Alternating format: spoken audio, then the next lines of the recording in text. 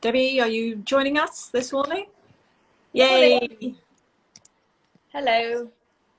Hello there, Debs. How are you? I'm all right. How are you? I'm good. I'm just going to adjust the volume on here. So we've got a lot to talk about today. We certainly do. So we're going to, if anybody's handy, has got a notepad handy, a pen and paper, you better get ready because you're going to need to take some notes today. We're going to be reeling off some things about red flags and things to notice in relationships. So, of course, most of us will have at least one, if not a few, significant relationships during our lifetime. And our first intimate encounters, they may be more difficult or challenging because we're new to the experience of forming an intimate bond with another. Yeah, we're learning, aren't we? We're learning our way through what it means to be in a relationship and what the rules are. And I think through being in a relationship, you learn about yourself. It's that dynamic being with another person that kind of informs you about what your likes are, what your dislikes are, what your values are. And when we're young, when we're teenagers, all that's, we don't even think about things like that. So the early relationships are really about learning what our standards and values are and what our likes are, what our boundaries are, the personal boundaries. So it's essential to get to know yourself in every possible way before you move into a committed relationship.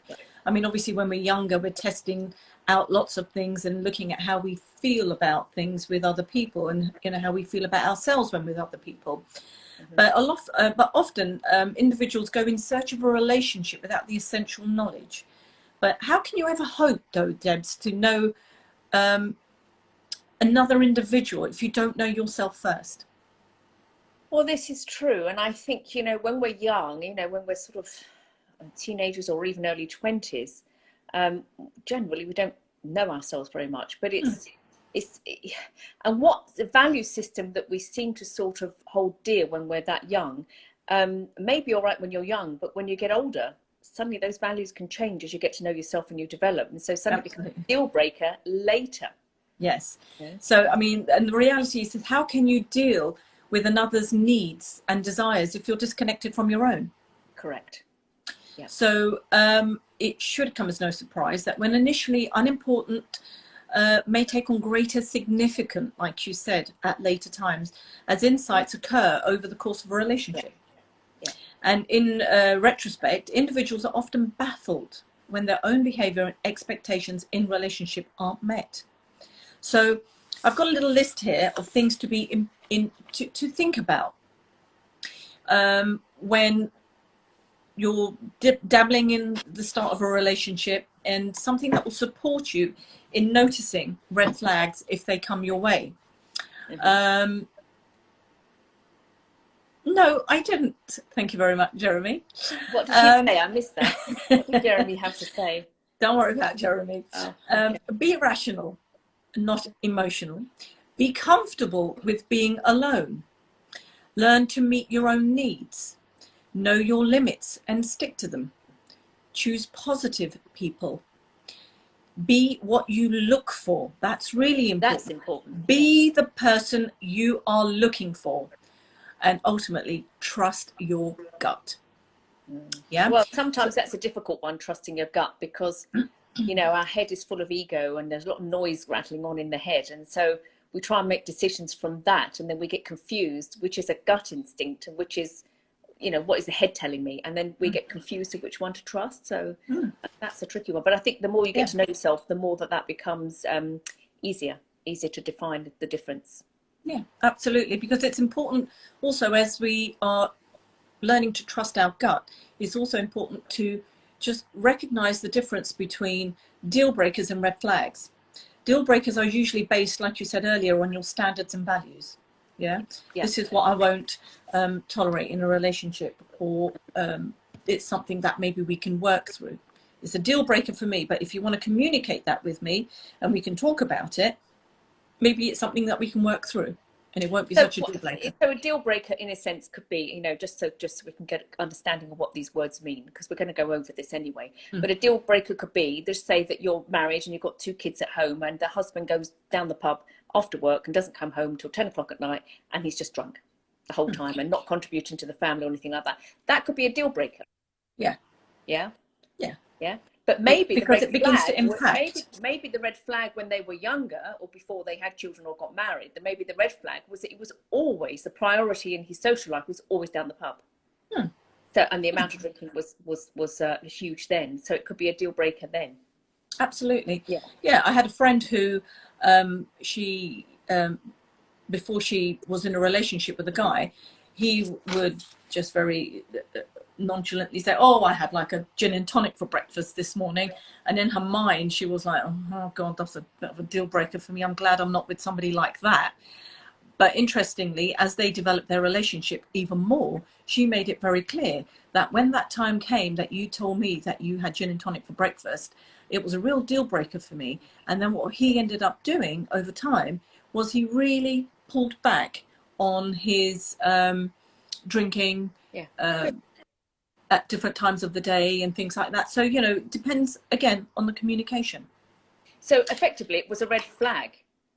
It could have led to a deal breaker. The red flag was drinking gin and tonic in the morning is a red flag, but the fact that they communicated through that and that the partner pulled back and reflected on his behaviour and modified it, it meant it didn't become a deal breaker. But she already saw the red flag that if that continued and that wasn't addressed and wasn't be able to be worked through, that would have been a deal breaker. Yes. Yeah. So, as we well know, Debs, in our day-to-day working life, that relationships are complicated. So it makes sense that some so-called deal breakers, you know, they can be ignored or worked through or communicated, like we said. But there are some quirks, such as bright red flags, which are flapping violently in the wind, that simply must be acknowledged. Yeah. So a red flag is a good intuitive image to help you process what you're really feeling.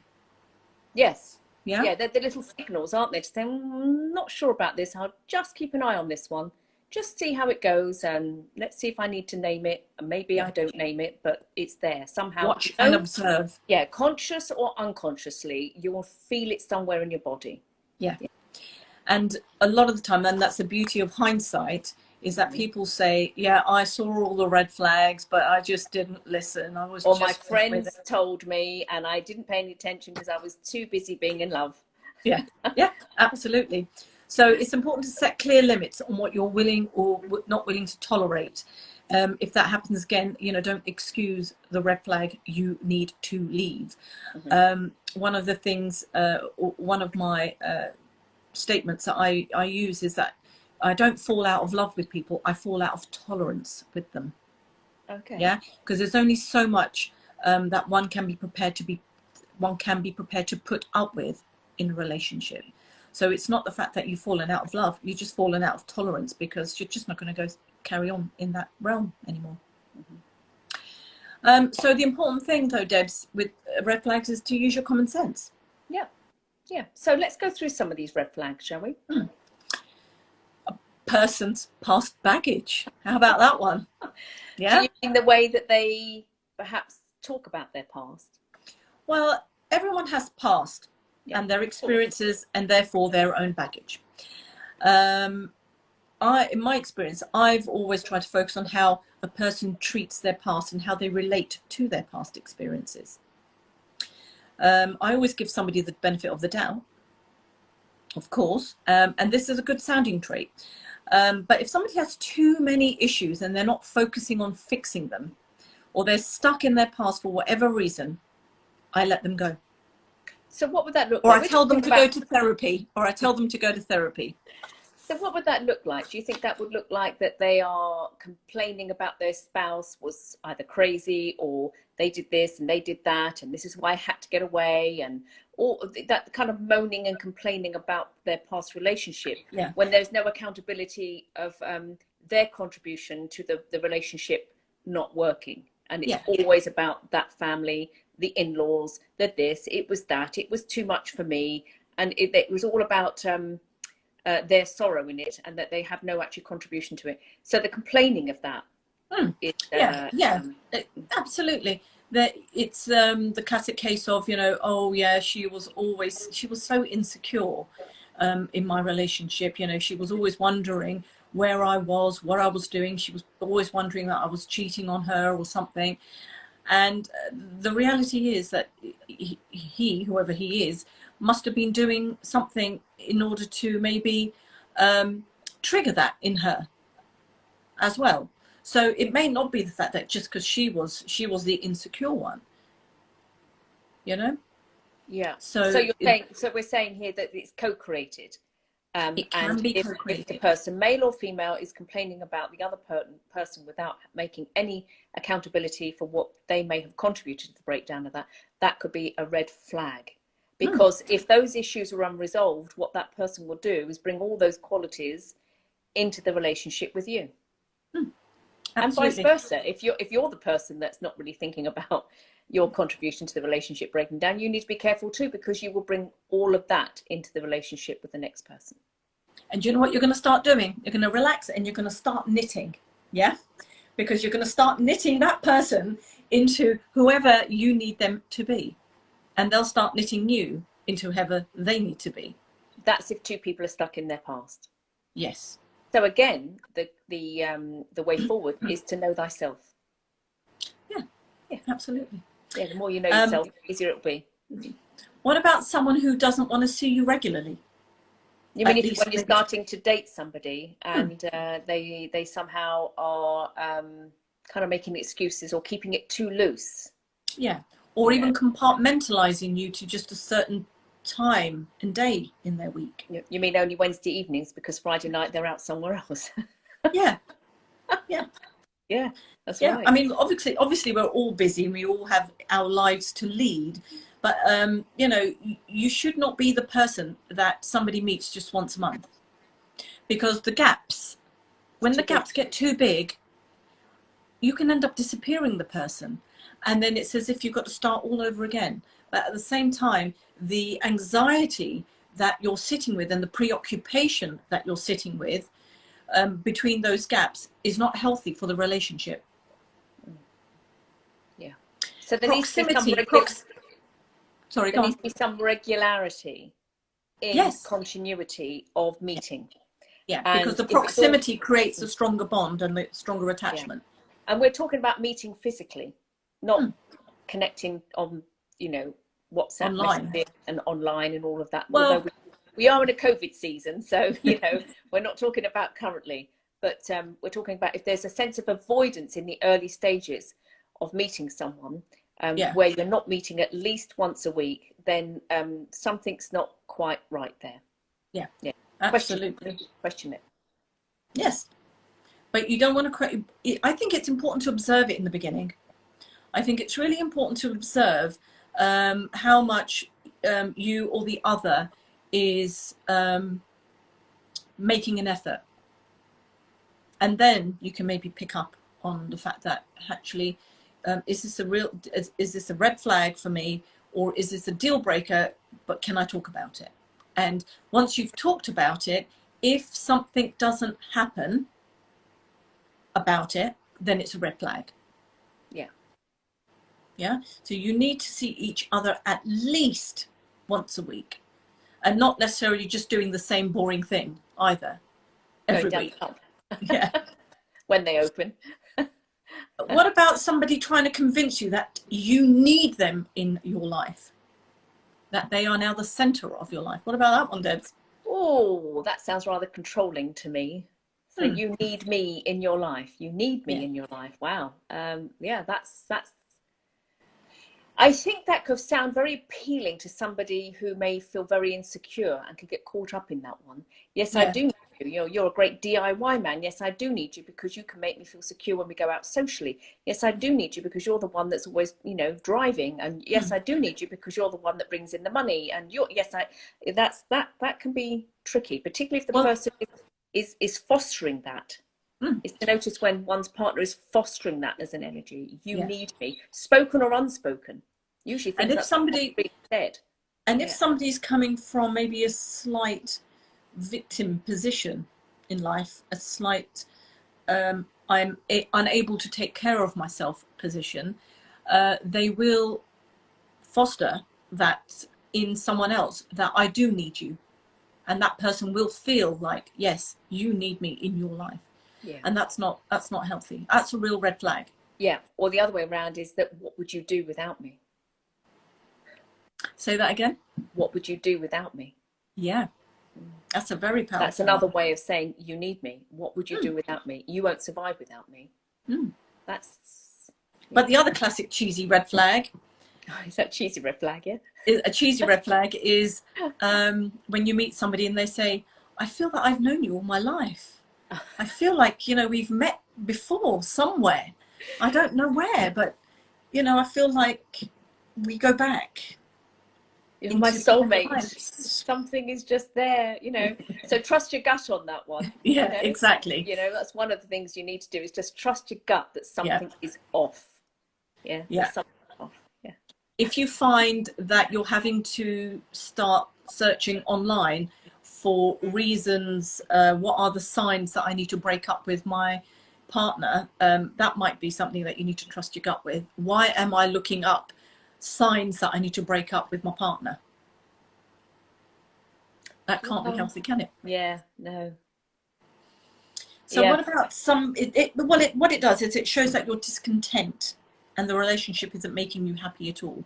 So you're trying to find an excuse, or you're trying to find some kind of exit strategy, something that will sound authentic enough to make you feel that you can let that person down gently. And say, Or it might be, or it just might be that they're looking or searching for something that to confirm their gut feeling that they're too frightened to act on. Absolutely. Yeah.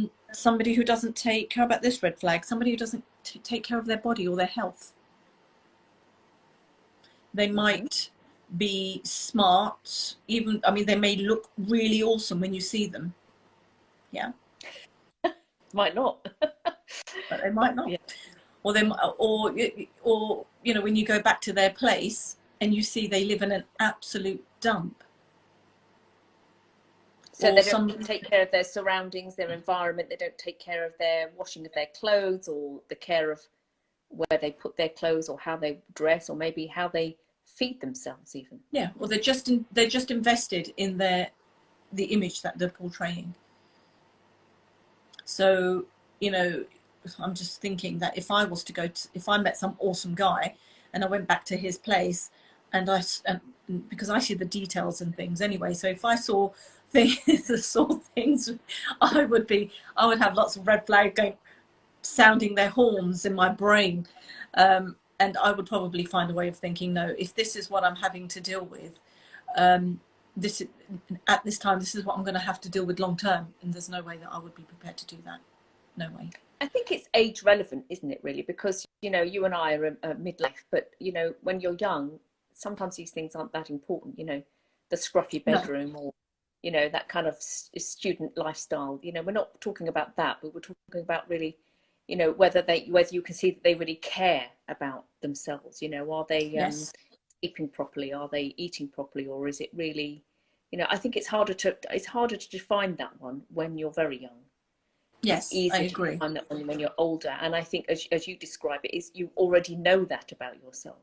A young person may not know that about themselves. No. And they may think, well, it'll be all right because, you know, I'll do the washing and ironing, or, you know, or vice versa. You know, I'll leave all my washing around and let someone else pick up after me. It's about knowing yourself again, and where your own value systems are. And if that value system is somehow going counterproductive in the other person's value system, then that's a red flag. That could eventually become a deal breaker. Yeah, I remember somebody that I knew once, that they went on holiday and they came back and they told me, like, oh, 2 weeks later, oh, I haven't even emptied out my suitcase from my trip. And I'm thinking, you know, and, you know, that wouldn't work for me. You know, a whole series of things that they would share, they were all, you know, very red flags, and I'm thinking, crikey, you know, I'm glad I'm not in a relationship with this person, you know. So it really depends on what you're going to be prepared to put up with. I was going to say put up with. I think that's a good word, because I think we're not setting all this in stone. If that box doesn't get ticked, then it's a red flag. Leave them and don't get involved in the relationship, because of course there may be an awful lot of other qualities. One can compromise some of these things. So that for somebody that may not be such a trigger for them. So this is all these red flags are really, they're very, very general, and then you would have to decide which ones are important to you. Yeah. So again, you might think that I can put up with it for a while. Oh, once we start living together, they'll start becoming tidy. The reality is probably not, because if that person is not disciplined fundamentally in that way, it's going to take a lot for them to change. And if you are a real neat freak, you've got to really think about, is it going to work? Well, a neat freak, we're talking OCD here. That could be equally awkward, couldn't it? No, not, yeah, well, if you want to go to the extreme of OCD, if you want to go to the extreme, but some people just are neater and tidier. Yeah. So, what's it going to be like living under somebody who is not going to be matching up to that to a degree? It's the matching up, because actually, if you meet somebody who doesn't unpack their suitcase, or they do it, take a week to pack it, there may be real circumstances why they can't. They may have too many kids or too many pets, and it takes a while, and there's chaos going on in the house. But if it's equally met by the partner who also doesn't mind that, then that's fine. So these are pointers to what for you to consider, whoever's listening, to consider what would be your red flags that could end up being a deal breaker. Yeah, as well. Yeah. Absolutely. Yeah. What about friends? What about your friends or their friends or his friends? What if they're not very nice? What if you can't connect to them? What if you don't like their friends? Yeah, or it could even be that the partner or the person you're dating doesn't allow you to get to know their friends. So the wider circle is important to be introduced to and get to know. And then the next step is, are these people my people? Can I make them my people? What are they like? What are their qualities? I think that's an important one. Yeah, because you don't want to be sitting around a dinner table with someone and they're talking, I don't know, politics and current affairs and talking about did you know, and you have nothing in common with that. Well, that doesn't sound like there's much play. If a social circle's just doing that, becomes an intellectual social circle. Nothing wrong with that. Yeah. But if there is a lack of sense of fun and play, and we can relax and kick back, that may be a red flag for somebody. Yeah, because we've got to chill out and laugh, haven't we? Really. Yeah. And then, and there's also one of my value systems anyway. You've got to be able to play and be silly. I mean, I remember someone who said that I don't like my girlfriend's friends because all her girlfriends are promiscuous. Yeah, they all go out. They're cheating on their boyfriends and their husbands, he doesn't like the idea of his girlfriend being that, because it makes him worried that his girlfriend might end up being swayed into doing that as well. So there is something to be said about your choice of friends, really. So there's a collective energy in those friendship circles, which will show or be a red flag, not necessarily a red flag, but it will indicate some sense of the person's value system. Yeah. Somebody did say to me once, they said, Riz, all your friends are so nice, like that. And I mean, I didn't really think about it like that, but you mean like me? Said, yeah, exactly. You were on top of the list. They said, especially Debs, yeah. And if she asks, tell her that she's the best friend you've ever had. So it does tell you a lot about someone when someone's friends do reflect who you are.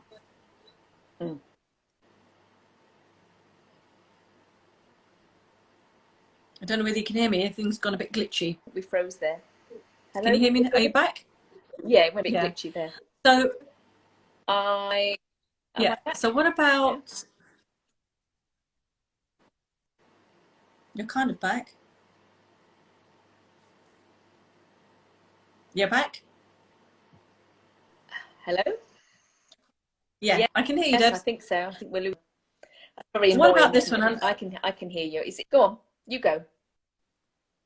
Okay, what about this one? I'm sure you can relate to this. They think you're perfect and they can't stand to be away from you.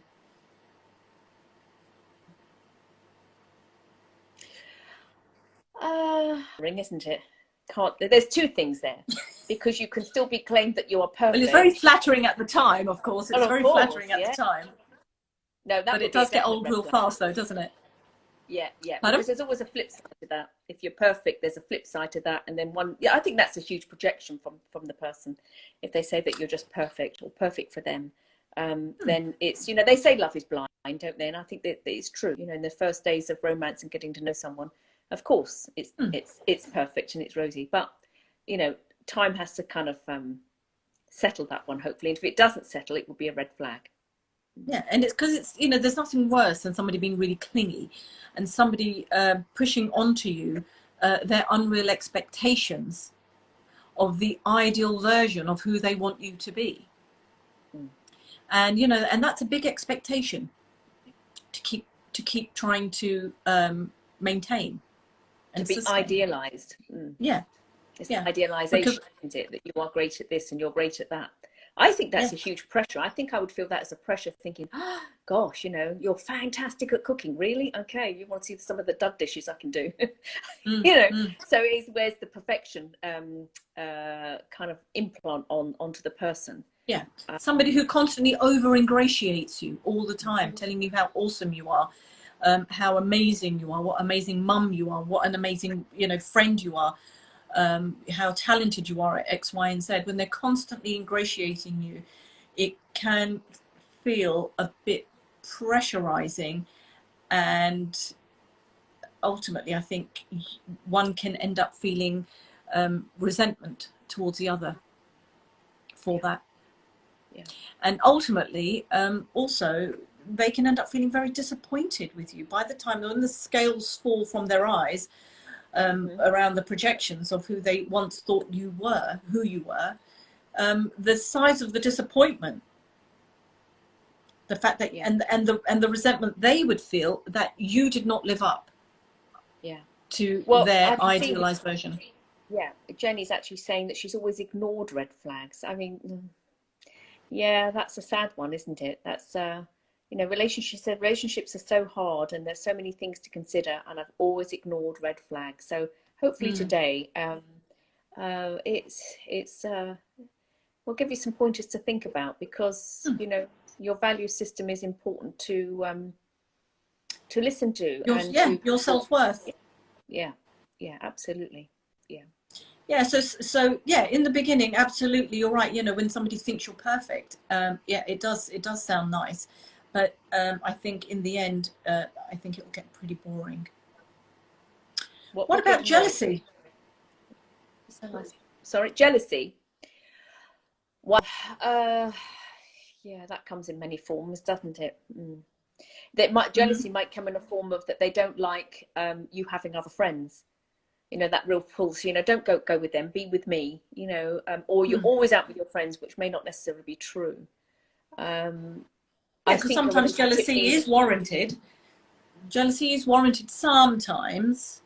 Give an example, Riz.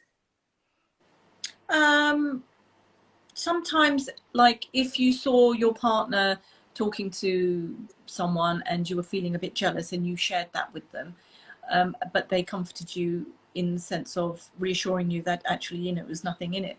It can create a bit more of a bond in the sense that, you know, this person clearly feels a lot more for me than they may necessarily show.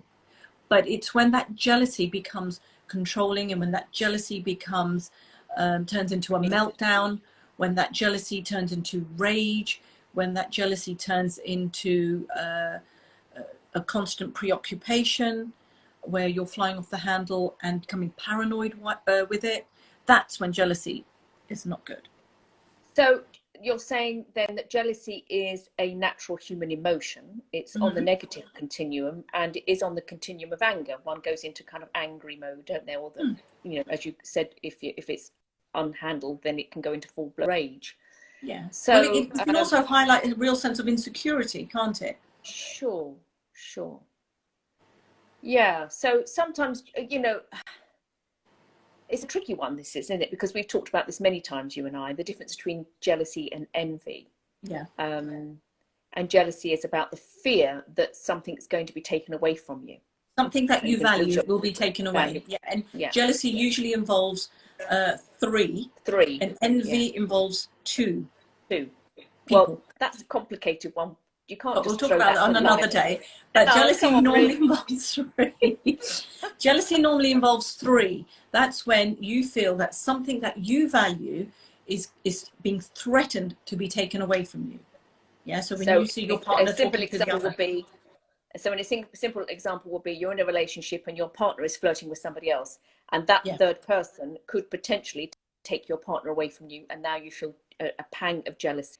So Yes. that's true, and there's nothing wrong with the jealousy. There's nothing wrong with the feeling of jealousy. It's what we do with the feeling of jealousy, whether we ignore it, and then it becomes all those kind of patterns of behavior that you described earlier. You know, that having meltdowns, jealousy, controlling, arguing, all those things. But if one can share feelings, I don't like what you did, or I didn't like the way that person was trying to take your attention away from me when we were out at a party, yada yada yada. And if that could be talked through and be reassured, then there's nothing wrong with that. There's nothing wrong with the feeling of jealousy. We just need to be careful about communicating our feelings around that and see if it can be worked through. Yeah. So quick one on envy. Quick. Just on envy. What's the because so many people love to know this difference between envy and jealousy. So the envy is two. Go on, quick. Envy is two. Envy is when the most important thing with envy is when a relationship breaks down because of envy. It is very hard to repair a relationship that's broken down on envy. Yeah, because envy, you want to become the person that you're envious about, or you want what they have. You want to take what they have. All of that. Yeah. So there's a fine line between jealousy and envy. Yeah, you can feel jealousy about the interaction with your partner with someone else, but at the same time, you can feel envious because you wished you were that person getting that attention. Does that make sense? Yeah, it does make sense. I think for me, simply put, for me, envy is about seeing somebody else have a quality that I don't possess in myself, and I want that quality for myself. And now I'm not going to like the person very much because they have something that I don't have. Absolutely. Yeah. And it's very destructive. It's very hard to repair a relationship that's broken down based on envy, because it's also very passive aggressive, because you can't pin it. You can just really feel the insidious nature of envy. Yeah. And I think readers here about something about jealousy, that if your partner is actually saying, I don't want you to go out because I'm feeling jealous of you being out with friends, that's also a red flag, because I think that's what you were saying earlier, is it can lead to feelings of insecurity, which then leads into a feeling of controlling, and then that control turns into anger, if not rage. Yes, we have to be very careful if our partners are becoming jealous of, let's say, my freedom to go out with my girls on a Friday night, or my freedom maybe to go off on a business trip and be gone 5 days with a whole bunch of other people. So and then that behavior becomes controlling, then that absolutely is a red flag. It must be talked through, and if not, maybe the relationship can't go forward. So jealousy is a big one. I think we could even do a whole video on that in itself. So yeah, exactly. Jealousy, you got to note it at the start of a relationship. Very much, I think, because I think it's a real key red flag. And I think, you know, for men, it highlights something quite key at the start of a relationship, particularly. Right, so should we move on? What about self-deprecation? Constantly poking fun at yourself in their light-hearted manner is actually, it can be refreshing. Yeah, and it can be a welcome change. It can be playful. But what about constant reassuring, needing a constant reassurance? You know, do I look all right in this? You know, that constant checking out and putting oneself down.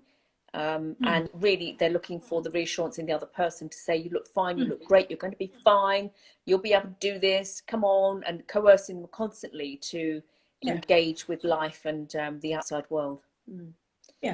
Constantly body bashing yourself in front of your partner, it's not very good at all. your desires, your personality, anything like that. Oh, I'm like this, I don't like this about me. Just anything else, anything. For me, it's a red flag. You know, if you don't really like yourself, I'm out. You know, I think if we get gender specific here in my example, I'm not trying to be gender specific in any way, because I think it does work two ways. But my example would be that I've heard some men actually say that when women put themselves down, what they're doing is fishing for a compliment. They call it, they're fishing. They're fishing for something. Oh, my hair looks just awful. And they're fishing for the compliment, for the reassurance that they look okay. your hair looks lovely. Yeah, exactly. All of that. And if that is ingrained and becomes a fundamental aspect of the relationship, that can be very draining. It's an energy taker. Yeah. So those with low self-esteem, come on, you know, take a good look at yourself in the mirror and start accepting yourself for who you are and the way that you are. Because acceptance is really a form of forgiveness in the here and now. But it's also important to notice how you will be throwing in the red flags into a potential relationship. So next time you're going to be speaking to someone, either online or in real time, listen to yourself. How much am I bringing myself down in front of this person? Yeah. Yeah. But there's nothing wrong with a bit of fun and laughing at ourselves. No. That's important. We're looking at the more negative end when it becomes too entrenched. Yeah, absolutely. We need to have a little laugh at ourselves. It's important not to take yourself seriously. 100%. Absolutely. But not if you're going to be constantly bringing yourself down in front of the other person. Remember, that person's logging that information as well, and they're going to be evaluating, do I really want to be in a relationship with this kind of person? You know, okay, forget about a romantic relationship, just having friends who are constantly like that. It's hard work, isn't it? Absolutely. So what about this red flag? People who keep their activities vague and bail out with much explanation. They don't really tell you what they're doing, what they've been doing in their time. And if you try to inquire, they may feel like you're prying and get defensive. Yeah. I think that fits nicely with the first one we talked about, when they don't want to spend, you know, much time with you. And if they only want to spend one day a week with you, or one morning a week with you, or something, or trying to compartmentalize you in your life somehow. So you're not seeing them regularly enough that actually they have got all these other activities elsewhere, and they're not really sharing with you what they've been up to. They're keeping that secret in some way, or keeping it, as you said, compartmentalized.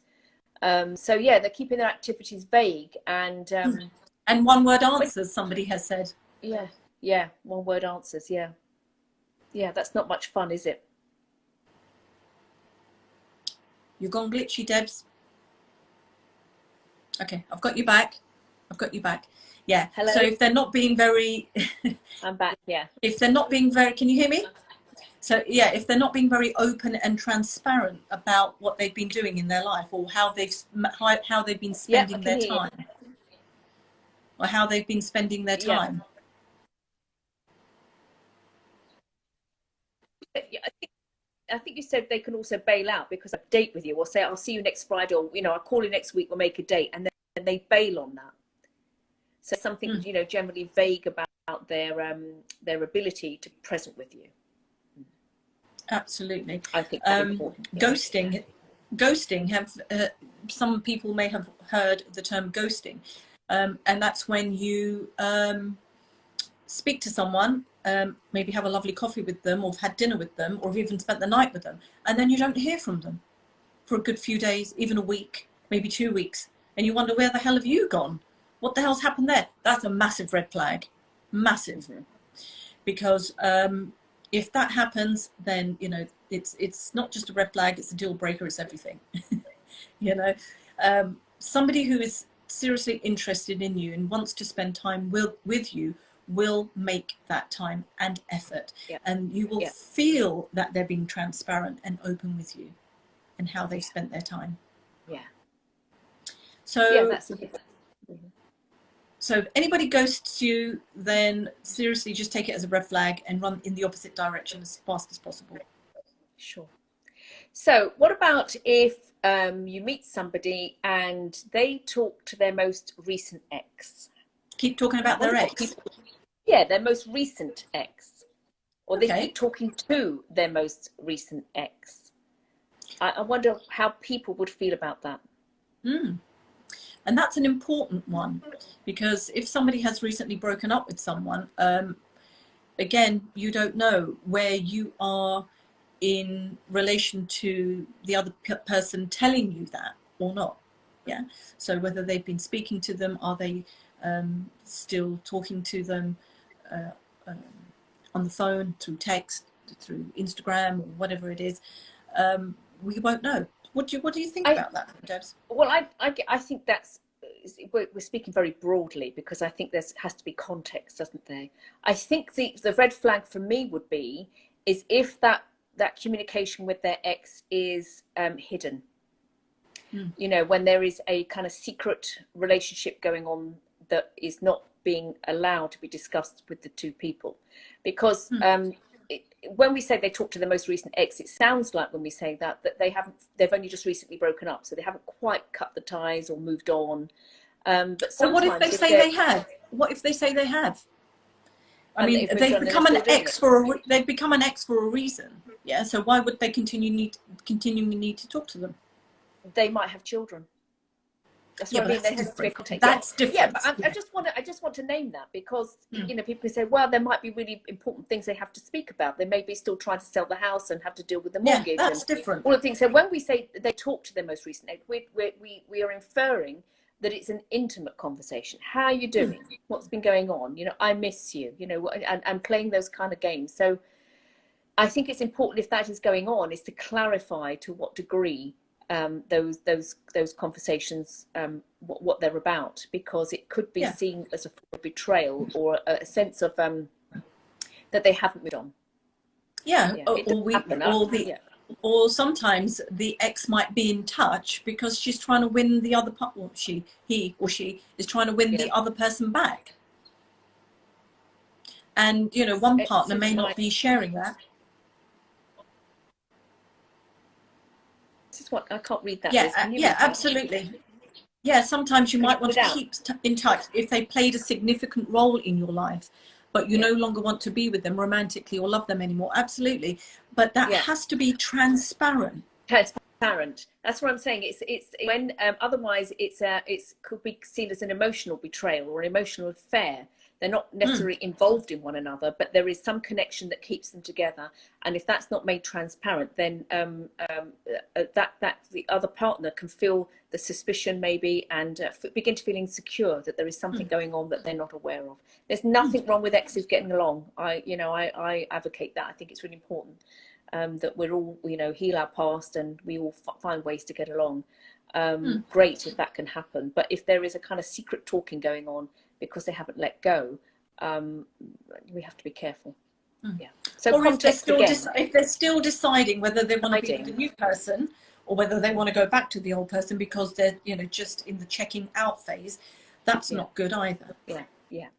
So that's a real red flag. If you feel, again, trust your gut. If you feel that your partner or potential partner may be still in contact with a recent ex, you've got to really consider, is this something that I really want to be involved in? I think the key word is recent ex, and what we're trying to infer here, because like it's been said, it's that if there is real connection with somebody, there's nothing wrong with exes being friends. It's can that ex be introduced to the new partner or the family or the setup and become platonic and known to all? That will be great, because then they can keep those qualities that they've connected with, and it can be shared. It's shared all round. Okay. What else there is? Let's think. Well, we had quite a phenomenal response to this particular talk today. So we had some people, you know, DMing us with their red flags, and so we're going to, you know, share some of those as well. Somebody said that they never ask much about you. This person said she said he never asked much about me. Sorry, I was reading a message. They don't ask much about them. Yeah. So you go for a tea or a coffee or some lunch or dinner or whatever it is, and you're sitting there and you're listening, you're trying to be a good listener, but all they're ever doing is just talking about themselves. And they're really, and I always find that really interesting. The amount of times I've come away from an interaction and I've thought, they didn't ask anything about me. Not that I'm, you know, invested in sharing anything about me per se, but it's like they didn't even ask me anything about me. And I found that really interesting. It's really interesting, but let's be careful here, because I think, again, that can be co-created. If one is a particular introvert and is happy to do all the listening, then perhaps they're not bringing themselves forward enough, which is leaving the space for the other person to do all the talking. But I think what your meaning here is they haven't even considered. They're so busy with there's two people in the conversation, making sure the person knows about themselves, that they haven't thought. Yeah. So it's gone a bit glitchy again, Debs. But somebody has asked. I broke up with a guy. I broke up with a guy because of some of the red flags you discussed. Since then, he has changed. I am thinking of contacting him. How should I contact him? So how do you know he has changed? What have you? How should I contact? What has he demonstrated? What has he demonstrated to you to make you believe that he has changed? That's going to be the important thing. And yeah, and has there been communication?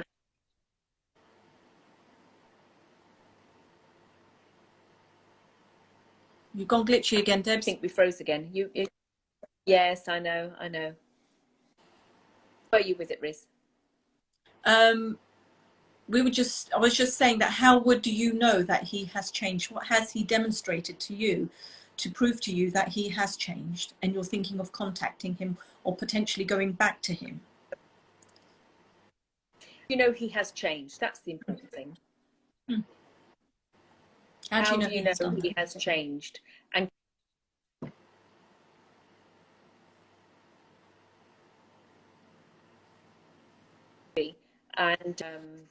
having that communication. I don't know if anybody can hear that, but Debs has gone a bit glitchy. But sometimes it's really important to be mindful of that, because some people can change. They say they've changed, and they change for about 2 weeks, and then they slightly start sliding back into those old patterns of behavior again. Yeah. So 2 weeks is always a good one, especially if you're dealing with somebody with a particular kind of process.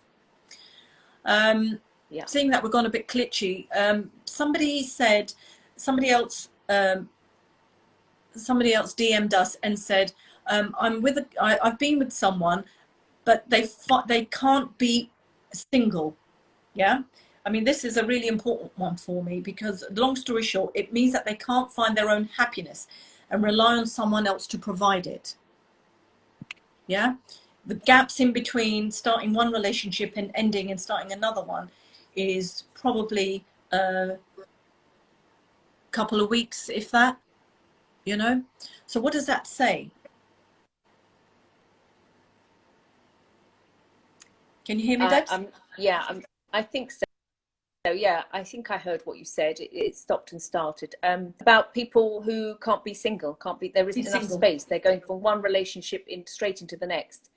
Yeah, I think, that will be a red flag for me. There has to be a sense of recovery relationship and finding the equilibrium. I think I read somewhere that they say, however long you've been in that relationship, it takes the same amount of time to recover. So if you've been seeing somebody for 6 months, then maybe you need 6 months off to kind of recover that. If you've been with somebody 5 years, maybe it takes 5 years to fully recover. I mean, that's a bit of a long sentence, isn't it? So I can't remember where I read that, but it did make me think, wow, you know, we do need time coming out of a relationship to kind of evaluate and to reset, and then to project forward and start, you know, looking at life through new eyes. So I think that's an important one. If somebody's just back-to-back relationships, or if you're someone who is in a back-to-back relationships, then maybe that's something for you to think about. And if you find yourself getting caught in that, go to therapy, certainly. Yeah. I was going to say that because I was going to say exactly that, because I know some people who haven't been single for very long, and they started another relationship, but what they did do was they both went into therapy, and they worked through their their baggage that they didn't want to take into the next relationship with them. Yeah. So they were evolving and growing into a new relationship together, but they were becoming aware that they didn't want to bring their old stuff with them into the new relationship. They didn't want to contaminate their new relationship with their old stuff. So, you know, if you're prepared to grow with each other and you're into your own personal development, then I don't think it's so much of a red flag, as long as each other demonstrate that to you. I think, yeah. So this person has said, sorry, there's a comment come up saying about he has changed, and I'm thinking of contacting. How should I contact? We have mutual friends who said he changed. Absolutely, and he probably has. But I tell you where the dynamic kicks off is when it comes into an intimate relationship again. Yeah, absolutely. I think that sounds very positive. I mean, I would certainly give it a go if the friends turned around and said he's changed, particularly if you trust those friendships. But remember, and I think we said this in our last session, the intimate relationship, because friendships are great. They all say, you know, I think you should go out with this person, not that person. So we can tolerate a lot when it comes to friends. Yeah, absolutely. We can tolerate a lot when we're friends. But an intimate relationship is a unique relationship where sensuality and sexuality defines that as unique than any other relationship. So yes, he may have changed, but that can only really be tested if you get back and involved with them. And I think if you do that, you need to do it with clarity and understanding, so you can watch out to see whether if any of those old habits come back, and then it will red flag again. So go with caution, but you know, I'd give it a go. Certainly, if friends were actually saying, I think he's changed, you know. Oh my God. Yeah. Debs, it's 11:54 and we've got to finish in a minute, and I can't believe I haven't even started talking yet. Okay. I can't believe how quickly it's gone. I think one important one. I just wanted one important one we haven't actually covered, and it's about joking, teasing, ridicule. You know, when someone kind of puts you down just slightly and go, well, I was only joking. Can't you make a joke? You know, it's only a joke. It's only a joke. You know, why can't you laugh? You're taking yourself too seriously. It's, you know, teasing and ridicule, if that is like a little dripping tap that eventually fills the sink, that can chip away at one's self-esteem, and it's a form of underlying bullying. And that. But try to notice them. Try to notice them right at the start. Yeah. Because that affects one's feeling safe.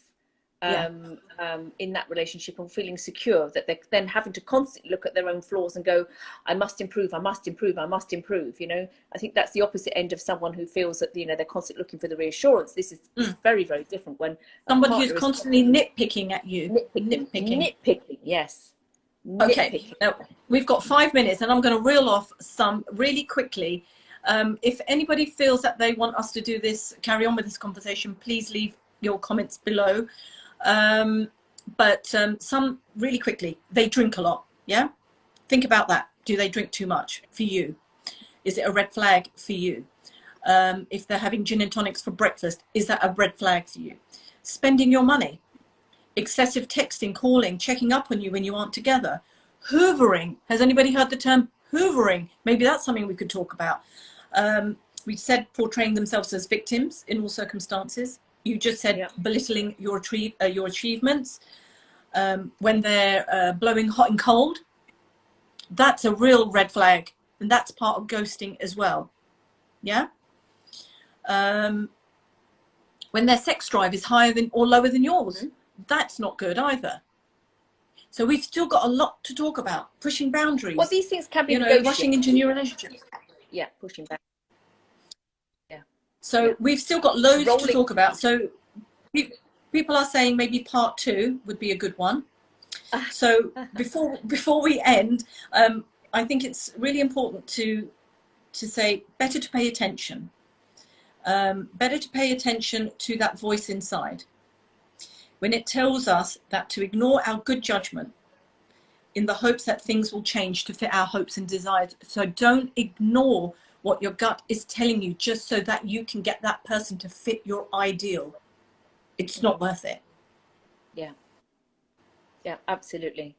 I think some of the questions you can ask yourself, I mean, if you take a pen and paper and you know, write down like a Bridget Jones's evening or something. And no, I tell you what, Debs, no, tell you what, Debs, keep that exercise for part 2. Yeah. Okay. Just a yeah, we had an exercise for everyone, and we'll keep it for part 2. Okay, because we don't want to rush it through, and maybe we'll start our next week. We'll do part 2 next week. I think and we're going to be cut off in a minute, aren't we? So yeah, don't want to be cut off. So just remember that no relationship should make you feel inferior or unwanted. You know, don't let your self-respect get compromised. Do not compromise yourself, whatever happens, just because you love someone. Yeah, don't ever let anyone use your feelings for their fun and their time to pass. Okay, just don't do it. Everyone is worthy of compassionate love. Everyone. And you've got to grow mutually. You've got to grow mutually, and respect and trust is a big part of that. Don't let anyone overpower you. Relationship is all about equality. Give and take your love. So learn to trust.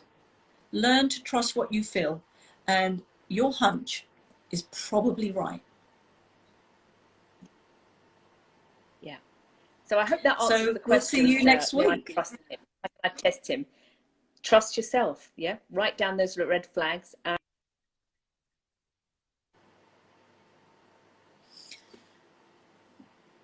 Yes. So we'll see you next week, and thank you for tuning in. Yeah. Bye-bye. Take care. Bye. Bye-bye.